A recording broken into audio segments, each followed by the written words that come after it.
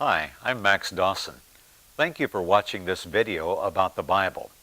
While the Bible is the world's bestseller, how many people really know what the Bible is all about? And if you fall into that group that doesn't really know what's in the Bible, you're not alone. Most people just think the Bible is about people who lived a long time ago who had faith in God. While that's true, that doesn't really tell you anything about the Bible story. There's widespread belief, even among churchgoers, that the Bible just contains a bunch of disconnected stories, and while the stories may be good for us to learn, most people do not see the truth that there is a single story that runs throughout the entire Bible. That's right, there's a single story that begins very early in the Bible and goes all the way through to the end. It's a story of three promises that were made to one man. That man's name is Abraham. The story actually begins in Genesis chapter 12. Genesis, of course, is the first book of the Bible. The first 11 chapters of Genesis comprise the prologue, the setup for the story that's to follow. The opening 11 chapters show us the creation of the world and of the first man and woman, Adam and Eve. Now, in those early chapters, we see their fall into sin and the need for God to do something about man's sin problem as wickedness gets worse and worse. And God did indeed do something about the problem of sin. In Genesis 12, we're introduced to three promises to Abraham. Those three promises relate to man's sin problem and what God is going to do to provide a remedy for sin. Let me read to you the three promises from Genesis chapter 12, verses 1, 2, and 3. Now the Lord had said to Abram, "Get out of your country, from your family, and from your father's house, to a land that I will show you. I will make you a great nation. I will bless you and make your name great, and you shall be a blessing. I will bless those who bless you, and I will curse him who curses you. And in you all the families of the earth shall be blessed."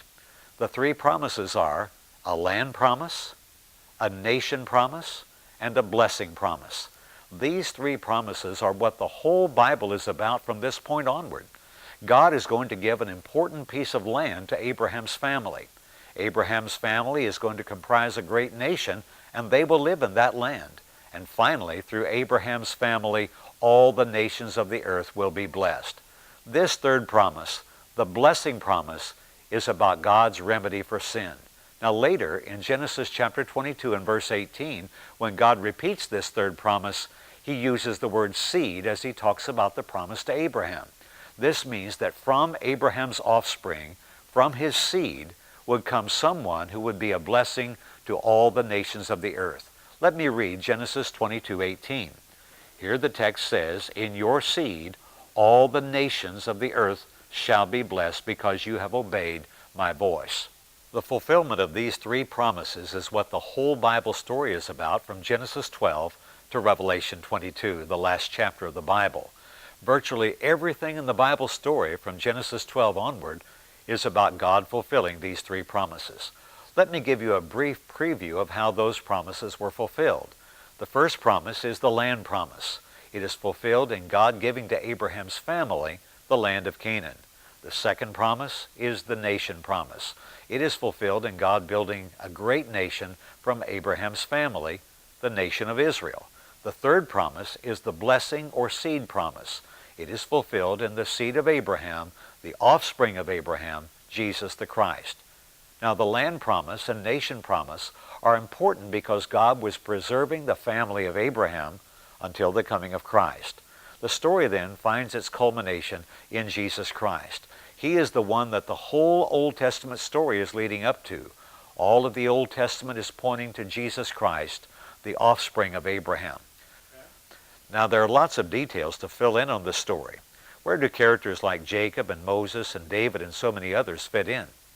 Those details will be addressed in our upcoming sessions, but for now, understand that there is one story that runs through the whole Bible. The Bible is not about a bunch of disconnected events and people. It is one connected story with all the main characters connected to the one character who is the subject of the story, Jesus, the offspring of Abraham, is that one. In our next session, we will look at how God began to fulfill one of those three promises.